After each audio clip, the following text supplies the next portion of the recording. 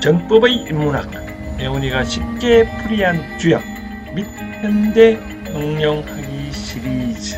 오늘은 본격적으로 첫 번째 계, 중천계, 중천근계를 설명해 드리는데요. 지난번에 제가 잠시 복습을 해 드린다면, 계는 8개 계가 있고 8개 계 중에 또 하나의 계를 더하면 88, 64개가 있는데, 오늘은 그 8개의 계 중에 이렇게 3개로 되어 있는 것을 하늘을 의미한다, 천을 의미하고, 이런 이름을 우리가 근이라고 한다 얘기를 했잖아요. 그렇죠? 요거 두 개 모인 거를 우리가 이제 두 번 모였다 해서 중, 그리고 천이다, 천이 두 개가 모였다 그래서 중천.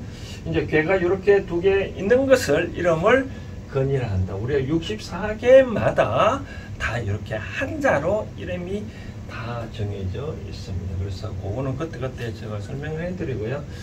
지난번에 말한 대로 이와 같이 요를 괴를 설명하는 것을 괴사라 하고, 요 하나하나 해를 이제 설명하는 것을 효사라고 얘기를 한다고 했잖아요. 그렇죠? 그래서 요 괴는 이제 괴사는 점칠 때 설명할 수 있는 거고, 효는 인생의 어떤 설명을 삶의 지침서 같은 그런 역할을 한다라고 생각하면 될 것 같고요. 그래서 괴사는 준날에 이제 문왕이 설명을 해놓고, 효사는 이 준날 문왕의 아들 주공이 어떤 설명을 해놨잖아요. 그렇죠? 그래서 요 이제 원령 이정이 제가 좀 이따가 노트북으로 설명하는 거는 효사에 대해서 설명하고, 요 서서 설명하는 거는 요 글이 짧기 때문에, 효사는 글이 좀 많거든요. 그래서 PPT를 보고 제가 설명을 해드리고, 괴사는 칠판에서 설명을 해드리도록 하겠습니다. 아까 괴사가 이제 문왕이 이제 말을 해놨고, 효사는 주공이 설명하는데, 여기에 대해서 이제 해석을 해야 되잖아요. 그렇죠? 그래서 누구나 다 해석할 수 있잖아요. 그렇죠?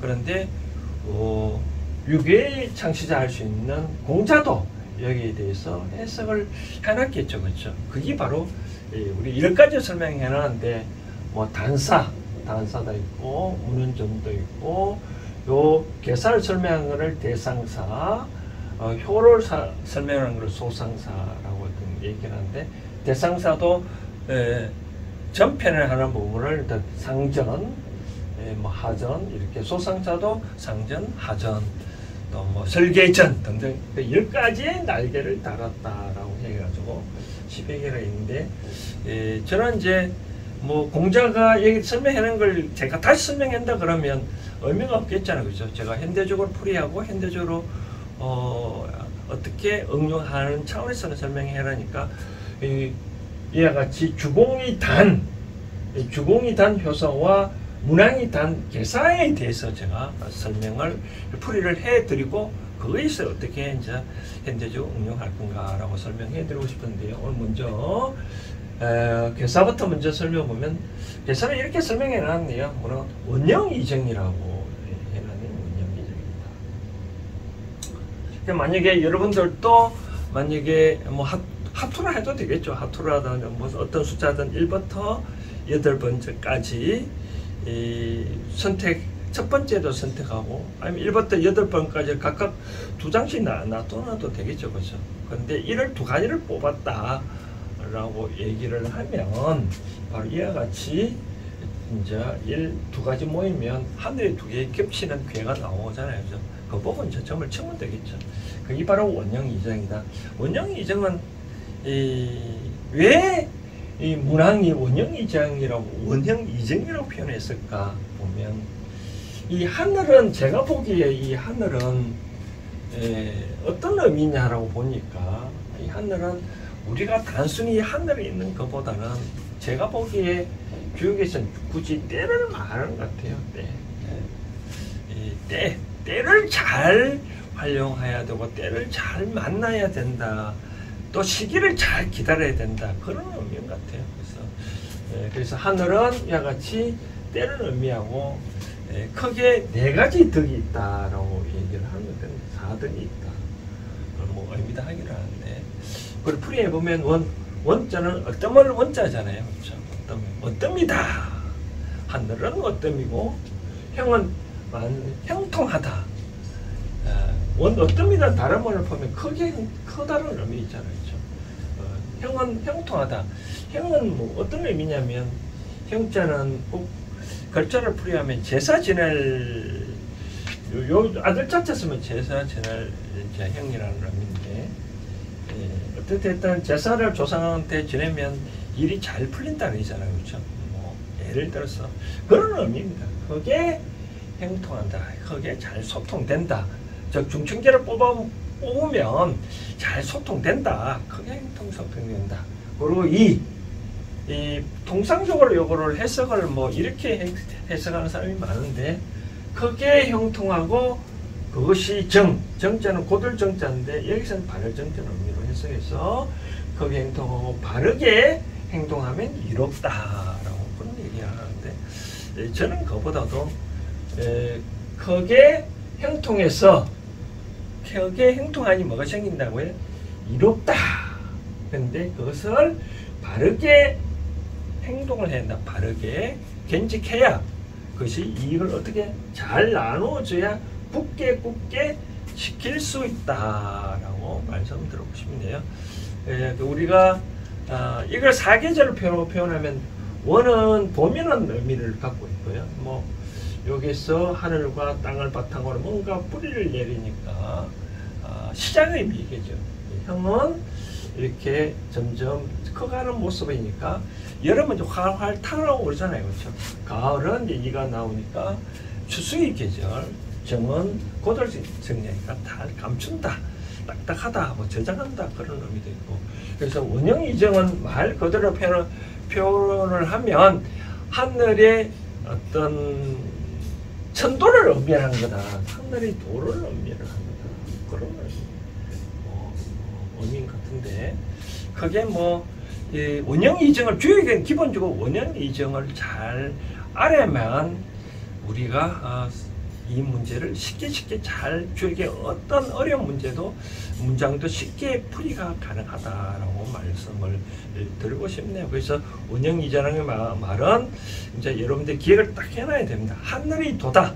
하늘의 도라는 것은 어떻게 의미하나? 다 때가 맞춰서 일한다. 결국 우리가 순천자는 망하고 순천자는 흥하고 역천자는 망하잖아요. 그렇죠? 바로 그런 의미다. 원형이정이라면은 그게 잘 이 세상의 이치는 크게 잘 형통하는데 그러다 보면 어떤 산천물이 나와서고 그 산천물들을 잘 고이 간직하고 때에 맞게끔 잘 쓰면 바로 바르게 간직할 수 있고 바르게 성장할 수 있다라고 풀이하면 되겠습니다. 그래서 주역을 너무 어렵게 생각하지 마시고 이렇게 간단합니다.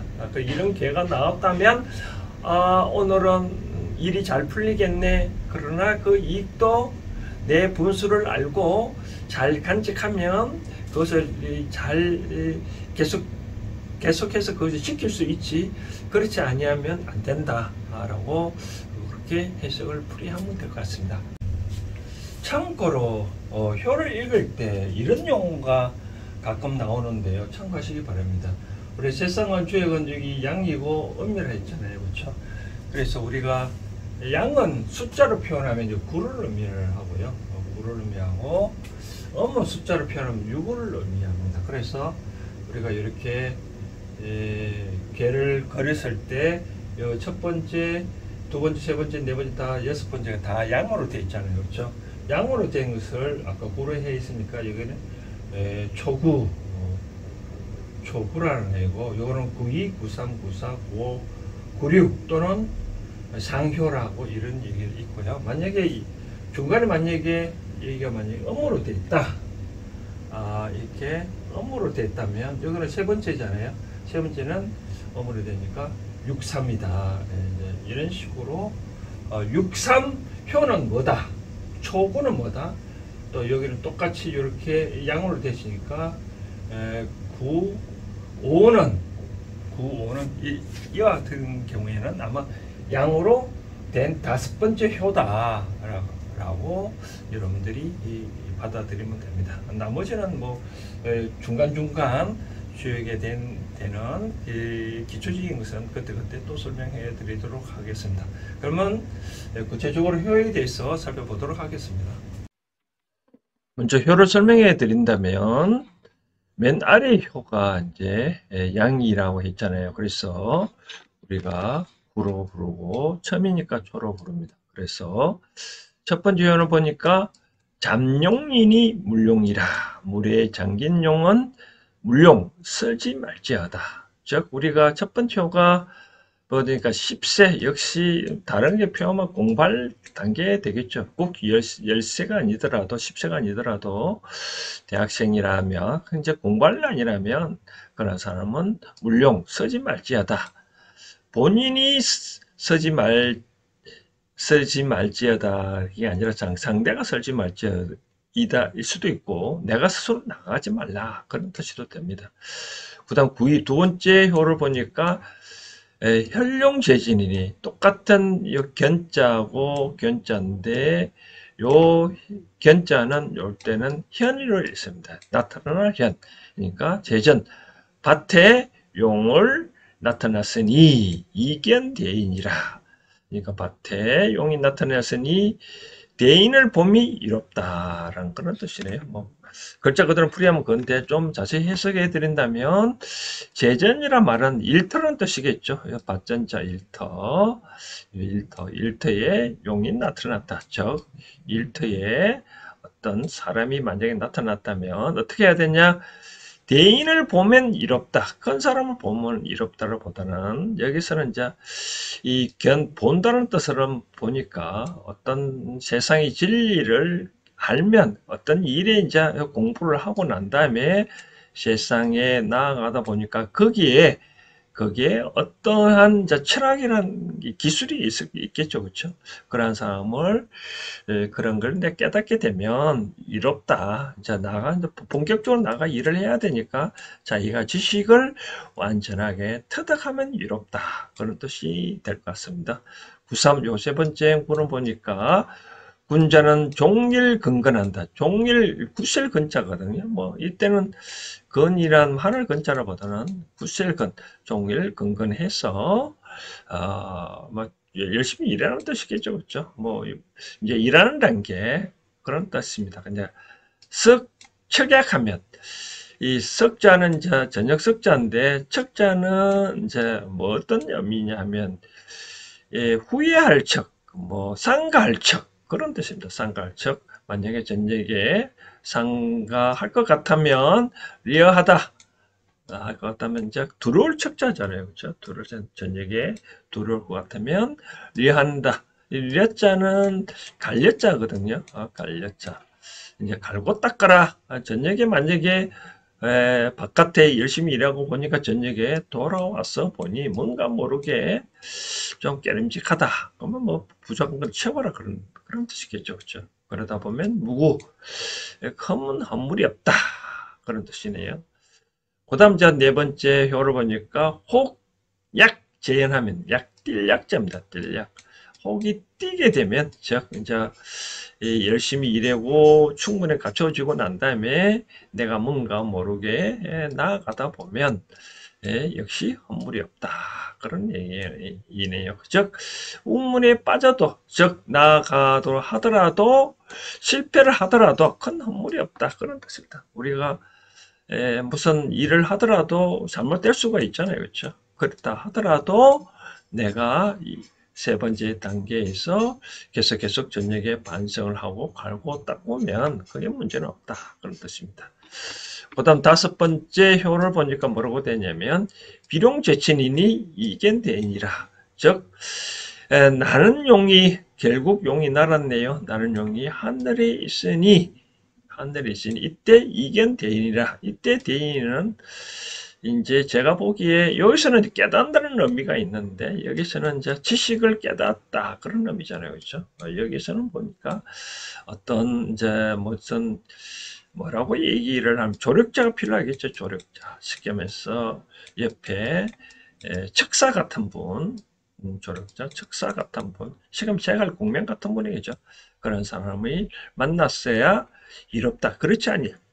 된다. 그런 뜻이겠죠. 그냥. 상구. 상구는 저 마지막에 항용이 높을 항자. 더 높이 나는 항용이니 후유행이라 후회가 있다. 그러니까 여기에 이 자기 분수를 알고 끝없이 나르지 않냐고 중단하면 괜찮은데 자기 분수를 모르고 끝이 없이 계속 나르다 보면 반드시 후회가 된다. 그런 뜻이에요. 용구, 이와 같이 5가지 용이 있는데 이와 같이 용을 일일이 다 그런 쓴다는 뜻이겠죠. 그렇죠? 근데 견군 용한데 이 무리군 많은 용을 본데 무수하면 즉 머리가 없으면 길하다. 머리가 없다는 말은 머리를 쭉 내밀지 아니한다는 뜻이겠죠. 이렇게 있다면 쭉 내밀지 아니하고 가만히 있으면 길하다. 바로 그런 뜻이네요. 자, 표를 잘 살펴봤는데요. 이 천은 제가 처음에 말씀드렸다시피 때를 말하거든요. 때를 잘 맞춰서 어떻게 행동을 하면 길하고 그렇지 않으면 허물이 많다, 해롭다 그런 뜻이네요. 그래서 다시 정리하자면 이래같이 내가 점을 쳐봤는데 만약에 중천계가 나왔다라고 생각을 하면 내가 이제 원형 이정에 말했다시피 크게 행동할 상이다. 뭐 일을 잘 이루어진다.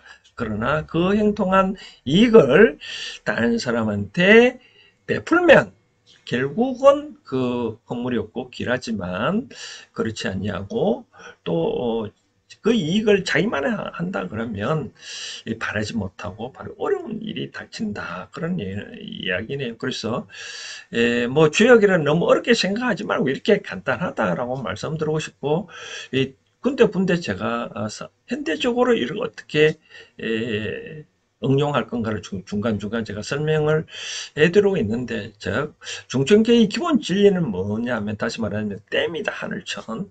때다 중요하다. 그 때를 잘 알고 내가 지금 나서야 될지 내가 공부하는 위치인지 아니면 내가 나가서 열심히 일하는 단계인지 열심히 일한다면 그에 맞춰서 한번 돌아보라는 거죠. 우리가 옛날에 양반가들이 집안에 거기 연못이 있잖아요. 연못이 있다는 뜻은 한번 저녁에 돌아와서 달빛에 나의 모습을 한번 살펴보고 오늘의 하루를 한번 점검해봐라 그런 뜻이거든요. 그래서 인생의 중반기 되면 한 번 더 내 이제까지 살아온 날짜를 한번 살펴보고 그리고 계속해서 이제 나아갈지 안 갈지 나아가더라도 내한테 말을 해줄 수 있는 사람 즉 이견대인 내한테 말을 해줄 수 있는 특히 용띠는 그렇습니다. 용띠는 이 척사를 잘 만나야 된다. 그러니까 점을 쓸 때는 나름대로 친구도 잘 사귀어야 되지만 크게 더 성장을 하려면 위대한 스승 제갈 공명 같은 분을 만나야 길하다라고 말씀을 하고 있네요. 그래서 이 인생 사는 것은 항상 함께 살아갈 수 없잖아요. 사람인자가 이제 이렇게 되어 있잖아요. 그렇죠? 어느 핵이라도 없으면 쓰러지듯이 항상 때에 맞춰서 사람을 잘 만나야 된다. 즉, 성장될 때는, 공부할 때는 부모로부터 말씀을 잘 듣고 학교 가서는 친구 선생님 말씀을 잘 듣고 또 나아가서는 자기가 아무리 지식을 투철을 한다 하더라도 어느 순간 제가 부족할 때 있거든요. 그런 경우에는 사람의 가르침을 받을 수 있는 그런 위대한 스승을 잘 만나야 좋다. 만나는 방법이 그 선배들이겠죠. 뭐 인생의 선배들을 잘 만나고 아니면 어려우면 제가 재용 컨설팅 연구소라 같은 분의 좀 상담을 받다든지 아니면 뭐 스님이나 또 목사 같은 분을 만나서 한번 재점검을 받으면 좋겠죠. 그렇죠? 그런 상황에서 일을 처리하면 좋지 않겠나. 자, 결론 내려야 된다면 여러분들이 중천계를 뽑았다면 일은 잘 풀린다. 근데 그 잘 풀린 것을 자기만 갖고 취하면 어렵지만 그것도 골고루 돌아보고 주변한테 베풀면 그런 이익은 계속 갈 상이다라고 생각을 하시면 되겠습니다. 어떻게 중천계 쉽나요? 쉽게 제가 풀이해드리고 있죠. 이런 식으로 앞으로 계속해서 설명해 드리도록 하겠습니다. 그럼 다음 주에 또 뵙겠습니다. 감사합니다.